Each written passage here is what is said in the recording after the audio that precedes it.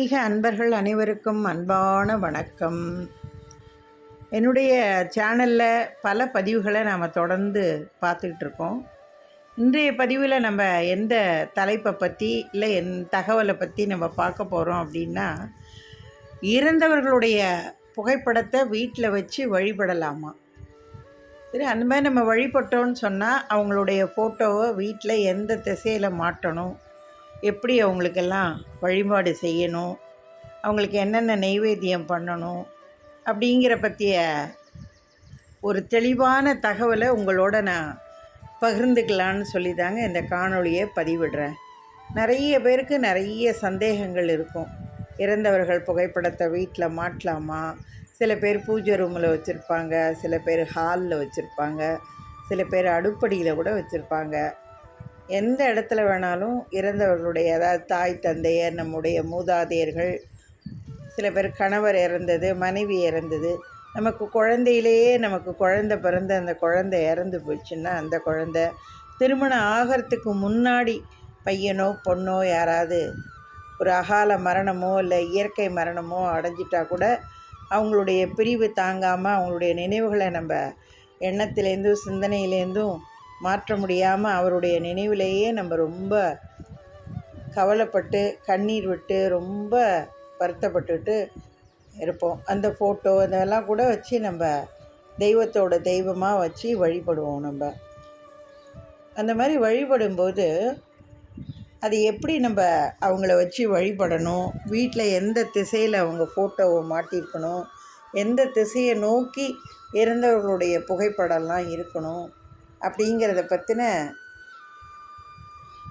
தெளிவான நல்ல பயனுள்ள தகவலை உங்களோட நான் பகிர்ந்துக்கிறேங்க. ரொம்ப பேருக்கு ஒரு சந்தேகமும் ஒரு கேள்வியும் உண்டு. முதல்ல இறந்தவர்களுடைய புகைப்படத்தை கண்டிப்பாக நம்ம வச்சு வழிபடணுமா? கண்டிப்பாக வழிபடணுங்க. அவங்க யாருங்க? நம்முடைய தாய் தந்தையர், நம்முடைய தாத்தா பாட்டி, நம்முடைய முன்னோர்கள், நம்ம மரபு வழி வந்தவங்க, நம்ம இந்த உலகத்துக்கு பிறக்க காரணமாக இருந்தவங்க இல்லைங்க அவங்களாம். அவங்கள எப்படி நீங்கள் கும்பிடாமல் வழிபடாமல் இருப்பீங்க? அந்த காலத்துலலாம் ஃபோட்டோ எடுக்கிற வசதியெல்லாம் கிடையாது. அதனால் நம்ம தாத்தா பாட்டி ஃபோட்டோலாம் எப்படி முதல்ல அவங்க எப்படி இருப்பாங்கன்றது கூட நமக்கு தெரியாது. ஃபோட்டோவே வீட்டில் இருக்காது. அவங்க இறந்த நாள், திதி, இந்த நேரம் இதெல்லாம் ஏதாவது குறித்து வச்சுக்கிட்டு, அதுவும் எப்படி அமாவாசைக்கு அப்புறம், பௌர்ணமிக்கு அப்புறம், சஷ்டிக்கு அப்புறம், பஞ்சமிக்கு அப்புறம் தானே செத்தான் அப்படின்னெல்லாம் ஒரு கணக்கு அவங்களா பெரியோர்களெல்லாம் வச்சுக்கிட்டு அதை கடைப்பிடிச்சி செஞ்சிகிட்ருப்பாங்க. சில பேர் பொங்கலுக்கு 3ஆம் நாள் செத்தான், தீபாவளி ஒரு வாரம் இருக்கும்போது செத்தான் அப்படின்னு இந்த மாதிரிலாம் கூட ஒரு கணக்கு வச்சுக்கிட்டு அவங்களுடைய நினைவை போற்றி எல்லாம் வழிபட்டுட்டு வந்தாங்க. பட் இன்றைக்கி இருக்கிற டெக்னாலஜியில் பார்த்திங்கன்னா டெலிவரி ஆகிறதையே நம்ம வீடியோ எடுக்கிறோம். நம்ம ஒரு குழந்தை ஜனனமாகிறத, அது ஆண் குழந்தையாக இருந்தாலும் சரி, பெண் குழந்தையாக இருந்தாலும் சரி, அது பிறந்து இந்த பூமியில் வர்றதையே நம்ம இன்றைக்கி வீடியோவாக எடுக்கிறோம். பிறந்த உடனே எவ்வளோ ஃபோட்டோஸ் எடுக்கிறோம். ஃபோட்டோ ஷூட்டுன்னு சொல்லி மாதமாக இருக்கும்பொழுதும் எடுக்கிறோம், பிறந்ததுக்கு அப்புறம் எடுக்கிறோம், குழந்தை முதல் மாதங்கிறோம், 3ஆம் மாதங்கிறோம், 6ஆவது மாதங்கிறோம், ஃபோட்டோவாக எடுத்து தள்ளிக்கிட்டு இருக்கோம் நம்ம. ஸோ அதனால் இன்றைய தேதியில் ஃபோட்டோ இல்லை, எங்களால் மூதாதையர்கள் ஃபோட்டோ இல்லை அம்மா அப்பா ஃபோட்டோ இவங்கள்ட்ட எங்கள்கிட்ட இல்லை, நாங்கள் எப்படிம்மா வழிபடுறதுங்கிற ஒரு சந்தேகத்துக்கே இடமில்லாமல், கேள்வி கேட்கவே இடமில்லாமல் அந்த மாதிரியான ஒரு சூழ்நிலை, தொழில்நுட்ப வளர்ச்சி இன்றைக்கி அபரிதமாக வளர்ந்து போயிருக்கு. ஸோ அந்த மாதிரி இருக்கிற இந்த காலகட்டத்தில் கண்டிப்பாக நம்ம தாய் தகப்பனுடைய ஃபோட்டோ, நம்ம தாத்தா பாட்டி ஃபோட்டோ இதெல்லாம் வீட்டில் நம்ம வச்சு வழிபடுறதும் எதுக்குன்னா, இன்றைக்கி இருக்கிற காலகட்டத்தில் தாத்தா பாட்டியா யார் அவங்க அப்படின்னு ஒரு மிகப்பெரிய 1000 மில்லியன் கொஸ்டின் கேட்குற அளவுக்கு இன்றைக்கி ஒவ்வொருத்தருடைய குடும்ப சூழ்நிலையே அமைஞ்சிருக்கு. தனித்தனியாக இருக்காங்க எல்லாருமே. எனக்கு அப்பா அம்மா வேணாம், எனக்கு மாமனார் மாமியார் வேணாம், நாங்களே போதும், நான், என் கணவர், என் குழந்தை போதும் அப்படிங்கிற ஒரு மனநிலையில் தான் இன்றைக்கி எல்லா குடும்பங்கள்லேயும் உள்ள பையன் பொண்ணு எல்லோரும் வாழ்ந்துகிட்ருக்காங்க. பையன் பொண்ணுன்னா பையன் அவன் இன்னொருத்த வீட்டுக்கு மாப்பிள்ளை, பொண்ணுன்னா அவன் இன்னொருத்த வீட்டுக்கு மருமக, அப்படிங்கிற மாதிரி தான் இன்றைய சூழ்நிலையில் வாழ்ந்துக்கிட்டு இருக்காங்க. அதனால் அடுத்தடுத்து வர தலைமுறைக்கு தாத்தா பாட்டி முதல்ல அம்மா அப்பாவே மறந்துடும் போல இருக்குது. இன்னும் கொஞ்ச நாள் போனால் அடுத்தது தாத்தா பாட்டிங்கிறதும் மறந்துடும், மூதையருக்கு மூதாதையர்கள்ன்றதும் மறந்து போயிடும். அந்த மாதிரி ஒரு சூழ்நிலையில் தாங்க இன்றைக்கி இருக்குது. ஸோ இந்த மாதிரி காலகட்டத்தில் நம்ம வீட்டில் இந்த மாதிரி நம்ம தாய் தந்தையர், அவருடைய மூதாதையர்கள் இவங்களையெல்லாம் வச்சு வழிபட்டோம்னா நம்முடைய அடுத்த சந்ததிக்கு, அடுத்த தலைமுறையினருக்கு இவங்க தான் தாத்தா பாட்டி, இவங்க தாத்தாவுக்கு தாத்தா, பாட்டிக்கு பாட்டி, இவங்களுடைய அதாவது அவர்களுடைய பெருமை என்ன, அவங்க எப்படிலாம் வாழ்ந்தாங்க, எப்படி சந்தோஷமாக இருந்தாங்க அப்படிங்கிறத அவங்களுடைய நினைவுகளை எல்லாம் போற்றுறதுக்கும், அவங்களுடைய பெருமைகளை நம்ம அடுத்த சந்ததிகளுக்கு நம்ம சொல்லி கொடுத்து, நம்முடைய குடும்ப தோன்றலில் மரபு வழியாக நம்மளுடைய பழக்க வழக்கங்களை எப்படி நம்ம கடைப்பிடிச்சு வாழணுங்கிறத பற்றியெல்லாம் தெரிஞ்சுக்கணும். அப்படின்னா முதல்ல இந்த மாதிரி தாத்தா பாட்டி, மூதாதையர், அம்மா அப்பா, நம்ம நெருங்கிய உறவினர்களில் யார் இறந்தாங்களோ அவங்க புகைப்படங்களையெல்லாம் கண்டிப்பாக வீட்டில் வச்சு வழிபடுறதுங்கிறது மிக மிக அவசியங்க. யார் என்னன்னே தெரியாமல் நமக்கு யாராவது ஒருத்தவங்க ஒரு அவசரத்துலேயோ ஒரு அவசியத்துலேயோ ஒரு உதவி செய்யும் பொழுது அவங்களுக்கு நம்மளை அறியாமல் நம்ம என்ன சொல்கிறோம், ஐயோ சமயத்தில் உதவி செஞ்சீங்கங்க, ரொம்ப நன்றிங்க, ரொம்ப நன்றிங்கன்னு எத்தனை தடவை நம்ம சொல்கிறோம். ஆனால் நம்ம பிறக்க காரணமாக நம்ம இன்றைக்கி இவ்வளோ சந்தோஷமாக வாழ்ந்துக்கிட்டு இருக்கோம் அப்படின்னு சொன்னால் அதுக்கெல்லாம் காரணம் யார்? நம்ம தாய் தந்தையர், அவங்களுடைய தாய் தந்தையர், மூதாதையர், இவங்க தானேங்க காரணம். அப்போ அவங்களுக்கெல்லாம் நம்ம வாழ்நாள் பூரா நாம் உயிரோடு இருக்கிற வரைக்கும் ஒரு நன்றி சொல்லணும், நன்றி செலுத்தணும் அப்படின்னு சொன்னால் கண்டிப்பாக அவங்க படங்களை எல்லாம் நம்ம வீட்டில் வச்சு வழிபடுறதுன்றது மிக மிக அவசியம். அதில் எந்த தவறும் கிடையாது. அதனால் பலன் தானே தவிர பயமோ ஆபத்தோ எதுவுமே கிடையாதுங்க. தாய் தந்தையராக இருக்கட்டும், இல்லை அவங்களுடைய மூதாதையராக இருக்கட்டும், யாராக இருக்கட்டும், ஒரு மனிதன் உயிரோடு வாழ்கிற காலத்தில் அவங்கள நல்லபடியாக பேணி பாதுகாத்து அவங்களுக்கு தேவையான அனைத்து வசதிகளையும் நம்ம செஞ்சு கொடுத்து நம்ம கண்ணையுமே காப்பது போல் அவங்கள பத்திரமாக பாதுகாத்து அவங்கள நல்லபடியாக நம்ம அரவணைச்சி போகிறதுங்கிறது மிக மிக அவசியங்க. செத்ததுக்கப்புறம் ஒரு ஃபோட்டோ ஒன்று மாட்டி அவங்களுக்கு அதை பிடிக்கும், அவங்களுக்கு இதை பிடிக்கும், எங்கள் அப்பா இப்படி சாப்பிடுவாங்க, எங்கள் அம்மா எப்படி சாப்பிடுவாங்க, எங்கள் தாத்தாவுக்கு அது பிடிக்கும், எங்கள் பாட்டிக்கு இது பிடிக்கும்னெல்லாம் சொல்லி அந்த ஃபோட்டோ ஒன்று வச்சு அந்த ஃபோட்டோவுக்கு அதையும் இதையும் வச்சு படைச்சி நம்ம வழிபடுறதுங்கிறது மிக மிக ஒரு எப்படி சொல்கிறது, அந்த மாதிரியெல்லாம் செய்யவே கூடாதுங்க. மனிதன் உயிரோடு இருக்கும்போது மனிதத்துவமாக மனித நேயத்தோட அது எந்த உயிராக இருந்தாலும் சரி, அக்கம் பக்கத்துலேயும் சரி, நம்ம உறவுலையும் சரி, நண்பர்களையும் சரி, யாராக இருந்தாலும் நம்மளால் முடிஞ்ச வரைக்குங்க மனித தத்துவமாக வாழ்ந்து அவங்கள நல்லபடியாக பேணி காக்கிறதுங்கிறது ரொம்ப ரொம்ப அவசியங்க. இது எல்லாருக்கும் இந்த கருத்து நிச்சயம் உங்களுக்கு பிடிக்கும், நீங்கள் அதை ஏற்றுப்பீங்கன்றதை நான் முழுசாக நம்புகிறேங்க. இதை நாம் ஒரு கடமையாக எடுத்து செய்யணுங்க. நம்மளை இவ்வளோ தூரம் பேணி பாதுகாத்து வளர்த்து நம்ம இன்றைக்கி இந்த மாதிரி நல்ல நிலையில் இருக்கிறதுக்கு காரணமான அந்த பெரியவங்களையும் நம்ம தாய் தகப்பனையும் நல்லபடியாக காப்பதுங்கிறது நம்ம வாழ்நாளில் நமக்கு உள்ள மிக முக்கியமான ஒரு கடமைங்க. நினைக்க தனக்கு எண்ணம் போல் வாழ்வு, இந்த 2 பழமொழியை நீங்கள் நிறைய கேள்விப்பட்டிருக்கீங்க. இன்றைக்கி நம்ம என்ன நினைக்கிறோமோ, என்ன நினச்சி ஒரு காரியம் செயல் நம்ம செய்கிறோமோ அதே தான் நாளைக்கு திரும்ப நமக்கும் அமையுங்க. நல்லதே நினச்சா நல்லதே நடக்கும். வேறு தீவினையாக ஏதாவது நம்ம நினச்சோன்னா அதே திருப்பி பூமராங்க நமக்கே திரும்ப கிடைக்குங்க.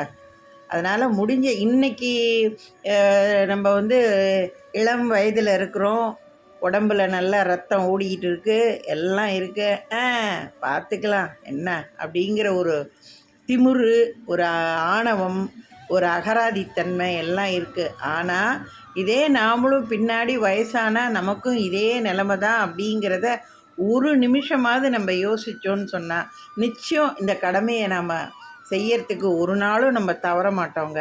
எத்தனை பேர் இதை சரின்னு ஒத்துக்கிறீங்க சொல்லுங்கள் பார்ப்போம். அதனால் இறந்தவர்களுடைய படங்களை வச்சு நம்ம வழிபாடு செய்கிறதுங்கிறது மிக மிக அவசியம். சரிம்மா, நீங்கள் சொல்கிறபடியே நாங்கள் செய்கிறோம். இப்போ இறந்தவருடைய படங்களை வச்சு வழிபாடு செய்யணும், நைவேத்தியெல்லாம் பண்ணணும், அவங்களுக்கு படையெல்லாம் போடணும் அப்படிங்கிறீங்க. அப்போ இறந்தவர்களுடைய படத்தை வீட்டில் எந்த இடத்துல எந்த திசையில் எப்படி நம்ம வைத்து வழிபடணும் அப்படிங்கிற ஒரு கேள்வியும் உங்கள் மனசில் எழும். அது சொல்கிறேன், எந்த இடத்துல எப்படி வைக்கணும் அப்படின்னுட்டு. இறந்தவர்களுடைய படத்தை சில பேர் பூஜை ரூம்லேயே வச்சு வழிபடுவாங்கங்க. அதாவது தெய்வங்கள்லாம் இருக்கிற இடத்துல தன்னுடைய மனசில் தன்னுடைய தாய் தகப்பனாக இருக்கட்டும், மூதாதையராக இருக்கட்டும், அவங்கள தெய்வமான அவங்க மனசில் நினச்சிக்கிட்டு அவங்க ஃபோட்டோவையும் தெய்வ படங்களோட சேர்த்தே வச்சு வழிபடுவாங்க. பொதுவாக இது ஒரு ஆகம விதிப்படி, ஒரு விதிப்படியெல்லாம் இதை ரொம்ப நம்ம கடைப்பிடிச்சோம் அப்படின்னு சொன்னால், அந்த மாதிரி நம்ம இறந்தவர்களுடைய படத்தை பூஜை ரூமில் வச்சு வழிபடக்கூடாதுங்க. பூஜை ரூமை தவிர்த்து வெளியில் நீங்கள் ஹாலில், சில பேர் அடுப்படியில் கூட, ஏன்னா அது அடுப்படி எப்பொழுதும் சுத்தமாக இருக்கிற இடம், அதான் சுத்தமாக வச்சுருக்கிறவங்களுக்கு சொல்கிறேன் நான், தவறாக நினைக்காதீங்க. அடுப்படியில் கூட வச்சு சில பேர் பூஜை வச்சு பண்ணுவாங்க. பொதுவாக ஹாலில் நீங்கள் இறந்தவர்களுடைய படத்தை நீங்கள் வச்சு பூஜை பண்ணுறதுங்கிறது உத்தமங்க. பெட்ரூம்லலாம் வச்சு அவங்களுடைய படங்களை எல்லாம் வச்சு நீங்கள் பூஜை பண்ணாதீங்க. இந்த கருத்தை ஏன் நான் சொல்கிறேன்னா, சில பேர் காலையில் நான் தூங்கி எந்திரிச்சதும் எங்கள் அம்மா ஃபோட்டோ, எங்கள் அம்மாவையும் எங்கள் அப்பாவையும் எங்கள் தாத்தா பாட்டியும் பார்த்து நான் எந்திரிச்சேன்னா தான் அன்றைய பொழுது பூரா எனக்கு மனசுக்கு நிறைவாக சந்தோஷமாக என்னுடைய எல்லா காரியங்களும் நல்லபடியாக நடக்கும் அப்படிங்கிற ஒரு நம்பிக்கையை நீங்கள் மனசில் வச்சுக்கிட்டு பெட்ரூமில் கரெக்டாக உங்கள் பெட்டுக்கு எதிர்த்த மாதிரி கூட அந்த ஃபோட்டோவெல்லாம் மாட்டி வச்சுருப்பீங்க. தயவு செஞ்சு அந்த தப்பை பண்ணாதீங்க. யாராவது அந்த மாதிரி நீங்கள் மாட்டி வச்சுருந்தீங்கன்னா, தயவு செஞ்சு இந்த காணொளியை பார்த்ததுக்கப்புறம் அந்த மாதிரி பெட்ரூமில் மாட்டி வச்சுருந்தீங்கன்னா, யார் ஃபோட்டோவாக இருந்தாலும் சரி, தயவு செஞ்சு அதை அப்புறப்படுத்திடுங்க உடனே. சில பேர் கேட்கலாம், ஏன் பூஜை ரூமில் வைக்கக்கூடாது? அவங்க தானேங்க தெய்வத்துக்கு இணையான, நமக்கு மிகப்பெரிய ஒரு தெய்வமாக வாழ்ந்துட்டு இருக்கிறவங்க, வாழ்ந்து முடித்தவங்க. அவங்களையே நீங்கள் தெய்வ படத்தோடு சேர்த்து பூஜை ரூமில் வைக்கக்கூடாதுன்னு சொல்கிறீங்க? மாதா பிதா குரு தெய்வம்னு தானே சொல்லியிருக்காங்க. அதனால் பூஜை ரூமில் வச்சு வழிபடுறதுனால ஒன்றும் தப்பு கிடையாதே அப்படின்னு நீங்கள் உங்களுக்கு தோணும். அதாவது மூதாதையர்களாக இருக்கட்டும், இல்லாத நம்ம தாய் தகப்பனாக இருக்கட்டும், அவங்க நமக்கு தெய்வம், அதனால் நம்ம அவங்கள தெய்வமாக நினைக்கிறோம். ஆனால் சாஸ்திர விதிப்படி அந்த மாதிரி மனிதனாக இறந்த அந்த படங்களை எல்லாம் நம்ம தெய்வ படத்தோடு சேர்த்து வச்சு வழிபடக்கூடாதுங்கிறது தாங்க ஒரு நியதி. ஸோ அதை நீங்கள் தயவு செஞ்சு கருத்தில் எடுத்துக்கோங்க. இந்த கருத்தையே நான் திரும்ப உங்களுக்கு ஆழமாக வலியுறுத்துகிறேன் அப்படின்னு சொன்னால், தெய்வ சக்தி வேற, தெய்வம் வேற. மனிதன் தெய்வத்தால் படைக்கப்பட்ட ஒரு மனித இனம், உயிர். ஸோ மனிதன் உயிரோடு வாழ்கிற காலத்தில் எல்லா மனுஷனும் அப்படியே நல்ல குணங்களோடையும் நல்ல மனசோடையும், யார் மனசும் புண்படாமையும், யார்கிட்டையும் எந்தவித ஒரு தீய எண்ணங்களோடையும் செயலோடையும் வாழ்ந்ததே இல்லை அப்படின்னு நம்ம விரல் விட்டு எண்ணிடலாம். எல்லா குணங்களும் கொண்ட ஒரு மனித பிறவியாக வாழ்ந்து தான் நம்ம இறந்துருக்கோம். அதனால் அந்த மாதிரி இறந்த நம்ம மனித இனத்தில் பிறந்த நம்ம இறந்ததுக்கு அப்புறம் நம்ம ஃபோட்டோவை, அதாவது தாய் தந்தையர் இறந்தவர்களுடைய ஃபோட்டோவை கொண்டு போய் மிக உயர்ந்த தெய்வத்தன்மை, தெய்வ சக்தி பொருந்திய அந்த தெய்வ படங்களோடு கொண்டு போய் மாட்டக்கூடாதுங்கிறது தான் சாஸ்திர விதிகள். சில பேர் சொல்லலாம், எங்கள் அப்பா அம்மா வாழ்ந்த காலத்தில் அப்படி வாழ்ந்தவங்க, யாருக்கும் ஒரு சின்ன தீங்கு கூட நினச்சது கிடையாது, ஒரு கடுஞ்சொல் பேசினது கிடையாது, யாருக்கிட்டையும் அவங்க மனிதத்துவமாக தான் நடந்திருக்காங்க, எங்களுக்கு நல்லாவே தெரியும் அப்படின்னு நீங்கள் திரும்ப திரும்ப ஆர்கியூமெண்ட் பண்ணுறவங்களுக்கு அது உங்களுடைய விருப்பத்தை பொறுத்ததுங்க. வைக்கலாமா வேணாமான்னு நீங்கள் கேட்ட கேள்விக்கு இதுதான் பதில். இதிலேருந்து நீங்கள் எது உங்களுக்கு தேவைங்கிறத நீங்கள் தான் உங்கள் மனசில் கருத்தில் வச்சுக்கிட்டு எப்படி படங்களை வச்சு வழிபடணுங்கிறத நீங்கள் முடிவு பண்ணிக்கோங்க. சில பேர் வீடுகளில் சமையல் அறையிலேயே பூஜை அறையும் வச்சு பயன்படுத்துகிறவங்களும் இருக்காங்க நிறைய வீடுகளில். ஸோ அதனால தான் நான் சொன்னேன் சமையல் அறையிலையும் வச்சு பயன்படுத்தலான்னு. இதனால் நீங்கள் பூஜை அறையை தவிர்த்து மற்ற இடங்களில் நீங்கள் வைக்கணும் அப்படின்னு சொன்னால் ஹாலில் நீங்கள் அழகாக அவங்களுடைய படங்களை நீங்கள் வைத்து வழிபடலாங்க. ஸோ இப்போ எந்த திசையில் அப்போ படத்தை வைக்கணும், எப்படி மாட்டணும் அப்படின்னு அடுத்த ஒரு கேள்வி உங்களுக்கு வரும்ல, அதையும் சொல்கிறேன். இந்த படங்களுக்குன்னு முறையாக ஒரு வழிபாடு, எப்படி விளக்கேற்றணும், என்ன பண்ணணும் அப்படின்னு நீங்கள் உங்கள் மனசில் தோணும். நம்ம அன்றாட பூஜை அறையில் நம்ம வழிபடுற அந்த தீபம் ஏற்றி வழிபடுற அந்த விளக்கு இல்லாமல் இந்த முன்னோர்களுக்குன்னு, அதாவது நம்ம தாய் தகப்பனாக இருக்கட்டும் இல்லை மூதாதையராக இருக்கட்டும், அவங்களுக்குன்னு தனியாக ஒரு விளக்கை நீங்கள் பயன்படுத்தணும். சரி, விளக்கு சொல்லிட்டீங்கம்மா, அதில் எண்ணெய் ஊற்றணும் அப்படின்னு நீங்கள் கேட்கலாம். நல்லெண்ணெய் ஊற்றலாம். நீங்கள் வழக்கமாக என்ன விளக்குகளெல்லாம் நீங்கள் ஊற்றுறதுக்கு எண்ணெய் பயன்படுத்துகிறீங்களோ அதே எண்ணெயை நீங்கள் பயன்படுத்தி அவங்களுக்குன்னு தனியாக ஒரு விளக்கு ஒன்று நீங்கள் ஏற்றலாம். நீங்கள் நெய் ஊற்றி விளக்கு ஏற்றலாமா? ஏற்றலாம். எல்லா எண்ணெயும் கலந்த எண்ணெயை ஊற்றி ஏற்றலாமா? ஏற்றலாம். அதனால் அவங்களுக்குன்னு தனியாக எதுவும் ஒன்றும் பிரித்து வைக்கலை. நம்ம அன்றாட பூஜை அறையில் விளக்குகளுக்கு எந்த எண்ணெயை நம்ம பயன்படுத்துகிறோமோ இல்லை நெய் பயன்படுத்துகிறோமோ அதே நம்ம இவங்களுக்கும் விளக்கில் ஊற்றி தினம் ஒரு தீபம் எப்படி பூஜை ரூமில் ஏற்றுறோமோ அதே மாதிரி இவங்களுக்கும் ஒரு விளக்கை அன்றாட ஏற்றி தூப தீபம் எல்லாம் காட்டணும். இங்கே இப்போ அவங்களுக்குன்னு தனியாக ஒரு ஊதுபத்தியா, அவங்களுக்குன்னு தனியாக ஒரு சூடமா அப்படின்னுலாம் அடுத்தடுத்துல எனக்கு மனசு இருக்கே தேவையில்லாத கேள்விகளையும் சந்தேகங்களையும் எழுப்பிக்கிட்டே இருக்கும். ஒரு குழப்பமும் வேணாம், ஒரு சலனமோ எதுவுமே தேவையில்லை. நீங்கள் காலையில் எந்திரிச்சு குளித்து முடிச்சுட்டு உங்கள் காலை கடன்களை எல்லாம் முடிச்சுட்டு அன்றாட நீங்கள் பூஜை ரூமில் போய் உங்களுடைய வழக்கமான பூஜை முறைகளையும் உங்களுடைய வழிபாடுகளையும் எப்படி நீங்கள் செய்கிறீங்களோ அதே மாதிரி செஞ்சுட்டு சுவாமிக்கு ஊதுபத்தி காட்டினதும் அப்படியே பக்கத்தில் இந்த முன்னோர்களுக்கு ஒரு ஊதுபத்தியை காமிச்சிருங்க. கம்ப்யூட்டர் சாம்பிராணி ஏற்றி வைக்கிறீங்களா, அதை அப்படியே அவங்களுக்கும் ஒன்று காமிச்சுங்க. நெய்வேத்தியம்னு ஒன்றும் ஸ்பெஷலாக எதுவும் கிடையாது. நீங்கள் அன்றாட உங்கள் பூஜை அறையில் உங்கள் தெய்வங்களுக்கு என்ன நீங்கள் நெய்வேத்தியம் படைக்கிறீங்களோ அதே நெய்வேத்தியத்தை அவங்களுக்கும் ஒன்று படைச்சிருங்க. வாழைப்பழம், கல்கண்டு, பேரிச்சம்பழம், திராட்சை இல்லை பால் எது வேணாலும் வச்சு நைவேத்தியம் பண்ணுங்க. ஏதாவது ஒரு விசேஷ காலங்களில் இப்போ வீட்டில் ஒரு பர்த்டே, ஒரு வெட்டிங் டே, ஒரு நல்ல நிகழ்வுகள் ஏதாவது ஒன்று நடக்குது, அதுக்கு ஏதாவது நீங்கள் சுவாமிக்கு வச்சு படைக்கிறீங்க, இல்லை தெய்வங்களுக்குன்னு உள்ள விசேஷ காலங்களில் நீங்கள் ஏதாவது சுவாமிக்கு வச்சு ஒன்று படைக்கிறீங்கன்னா அவங்களுக்கும் தனியாக ஒரு சின்ன கிண்ணத்தில் வச்சு அவங்களுக்கும் அதை படைங்க. நம்ம அவங்கள தெய்வத்துக்கு அடுத்தபடியாக நம்ம அவங்கள தெய்வமாக ஏற்றிக்கிட்டு வழிபடும் பொழுது அன்றாட நம்முடைய பூஜை அறையில் நம்ம தெய்வங்களுக்கு என்னென்ன மாதிரி நம்ம வழியாக பண்ணிகிட்டு இருக்கோமோ அது உங்கள் குடும்பத்தில் நீங்கள் எப்படி அதை நீங்கள் கடைப்பிடிக்கிறீங்களோ அதே மாதிரியே தெய்வங்களுக்கு செஞ்சுட்டு அதே மாதிரியே பக்கத்தில் இருக்கிற நம்ம முன்னோர்களுக்கும் அந்த வழிபாட்டை நீங்கள் மேற்கொண்டால் போதும். வேறு ஒன்றும் இதுக்காக நீங்கள் ஸ்பெஷலாக எதுவும் செய்யணுங்கிற அவசியம் கிடையாது. இப்போ இன்னொரு சந்தேகமும் உங்களுக்கு வரும்.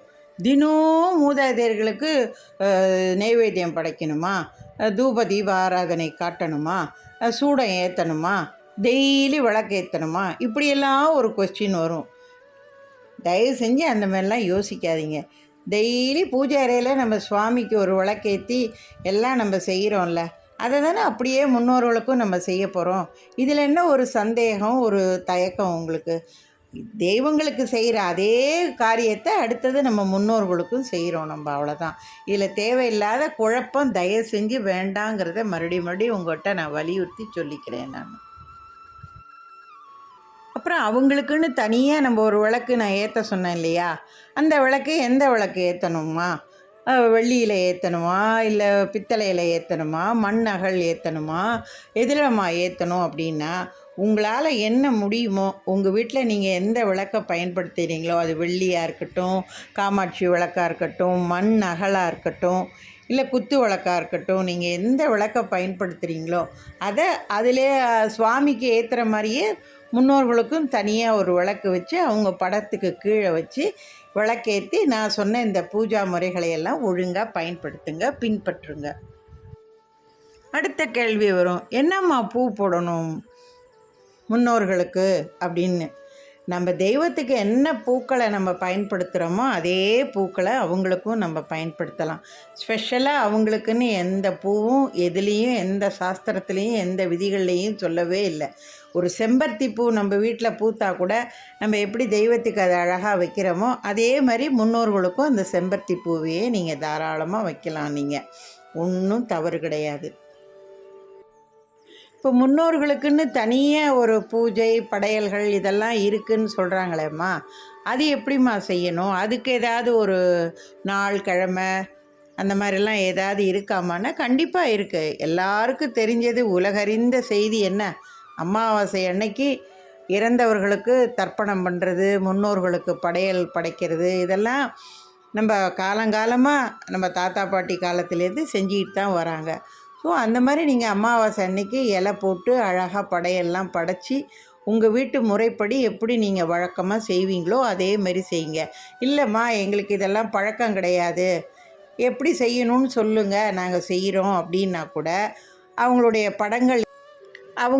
படங்களை ஒரு மனையில், சுத்தமான மனையில் ஒரு துணியை விரித்து அதில் அவங்க படத்தை வச்சு அவங்க படத்துக்கு முன்னாடி நீங்கள் வீட்டில் என்னென்ன சமைக்கிறீங்களோ, வடை, பாயசம், கூட்டு, பொரியல், அப்பளம், இதெல்லாம் என்னென்ன அன்னைக்கு நீங்கள் அமாவாசை சமையல்னு சொல்லி என்ன நீங்கள் சமைக்கிறீங்களோ அதை அந்த இலையில் படையலாக படைச்சி நீங்கள் முன்னோர்களுக்கு அது படையலாக படைச்சிட்டு அதை காக்காய்க்கு நீங்கள் சாதமாக கொண்டு போய் நீங்கள் கொடுக்கலாங்க. இப்போ அடுத்தது ஒரு சந்தேகம் உங்களுக்கு வரும், இந்த மாதிரி நம்ம படையல் போடும்பொழுது மணி அடிக்கலாமா, சூடம் காட்டலாமா, சாம்பிராணி போடலாமா, அதை நாம் தொட்டு கும்பிடலாமா, இந்த மாதிரி கொஸ்டின்லாமும் உங்களுக்கு வரும். தாராளமாக செய்யலாங்க. இது சாம்பிராணி போடலாம், மணி அடிக்கலாம், சூடம் காட்டலாம், அதை தாராளமாக கண்ணில் ஒத்திக்கலாம், ஒன்றும் தவறு கிடையாது.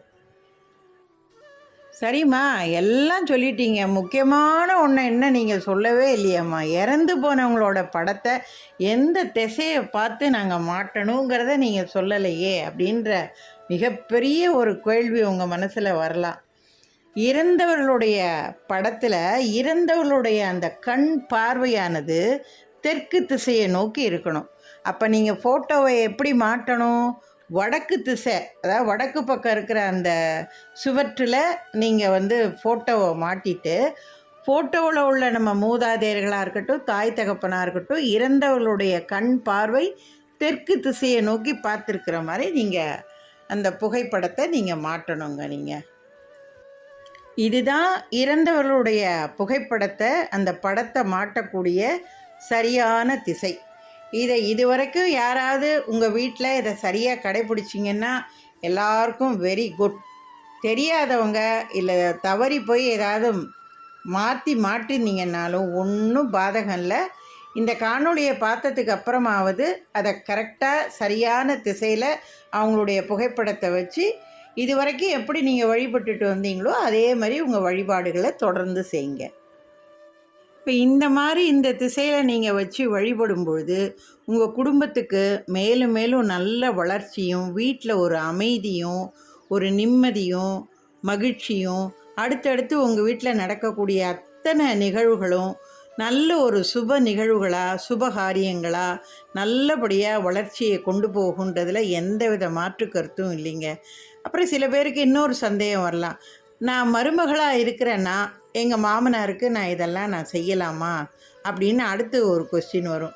பேரனே செய்யலாங்கும்போது மருமகளுக்கு என்ன கணக்கு? தாராளமாக செய்யலாம். உங்கள் கணவர், நீங்கள், உங்கள் அதாவது உங்கள் பசங்க, உங்கள் வீட்டில் உள்ள பேர பிள்ளைகள் யார் வேணாலும் சேர்ந்து உங்கள் வீட்டில், இப்போ நீங்கள் நம்ம கல்யாணம் ஆகி பெண்களாக இருக்கிறவங்க கல்யாணமாகி புகுந்த வீட்டுக்கு போயிட்டோம் அப்படின்னு சொன்னால், நம்முடைய கணவர் வீட்டில் என்ன நம்ம கடைபிடிக்கிறோமோ அத்தனை பழக்க வழக்கங்களை தொடர்ந்து அதே முறைப்படி நம்ம பயன்படுத்தி செய்யணுங்கிறது தான் மிக ஆணித்தரமான ஒரு கருத்துங்க. என்னங்க, இது வரைக்கும் இந்த காணொளியை முழுமையாக பார்த்த உங்களுக்கு உங்கள் மனசில் உள்ள சந்தேகங்கள், கேள்விகள் எல்லாமே நிச்சயமாக தீர்ந்து மனசில் ஒரு தெளிவும் நம்பிக்கையும் ஏற்பட்டிருக்கும்னு நான் நம்புகிறேங்க. கண்டிப்பாக இறந்தவர்கள் நமக்கு தெய்வத்துக்கு அடுத்தபடியாக நம்மளை வாழ வைக்கக்கூடிய அடுத்த தெய்வங்க. அதனால் அவங்கள கண்டிப்பாக அவங்களுடைய புகைப்படங்களை நம்ம வீட்டில் வச்சு அதற்குண்டான முறையான வழிபாடுகளையும் படையல்களையும் நெய்வேத்தியங்களையும் படைச்சி நாம் வழி வழியாக பரம்பரையாக நம்ம கும்பிட்டு வரும்பொழுது நம்ம குடும்பத்தில் தேவையற்ற சண்டைகள், சச்சரவுகள், மன உளைச்சல்கள், சங்கடங்கள் எதுவும் இல்லாமல் காலாகாலத்தில் வீட்டில் என்னென்ன சுபகாரியங்கள் நடக்கணுமோ எல்லாம் டக்குன்னு நடந்து நம்ம சுபிட்சமாக வாழ்வோங்கிறதுல எந்த வித மாற்று கருத்தும் இல்லைங்க. என்னுடைய இந்த தகவல்கள்லாம் உங்களுக்கு முழு பயனளிக்கக்கூடியதாக இருக்கும்னு நான் நம்புகிறேன். இதை போன்ற நல்ல ஒரு அருமையான பயனுள்ள ஆன்மீக தகவல்களை நீங்கள் தொடர்ந்து பார்க்கணுன்னா என்னுடைய சேனலை நீங்கள் சப்ஸ்கிரைப் பண்ணிக்கோங்க. ஆல் பெல் சிம்பலை கிளிக் பண்ணிக்கோங்க. என்னுடைய எல்லா வீடியோவும் உங்களுக்கு உடனே வந்துடும். தொடர்ந்து எனக்கு நல்ல ஆதரவு கொடுங்க. இந்த தகவல்கள் அனைத்தும் உங்களுக்கு பயனுள்ளதாக இருந்ததுன்னா உங்கள் உற்றார், உறவினர், நண்பர்கள் எல்லாருக்கும் இந்த காணொளியை பதிவிடுங்க. அடுத்த இது போன்ற ஒரு பயனுள்ள ஆன்மீக தகவல்களில் உங்களை நான் சந்திக்கிறேங்க. நன்றி, வணக்கம்.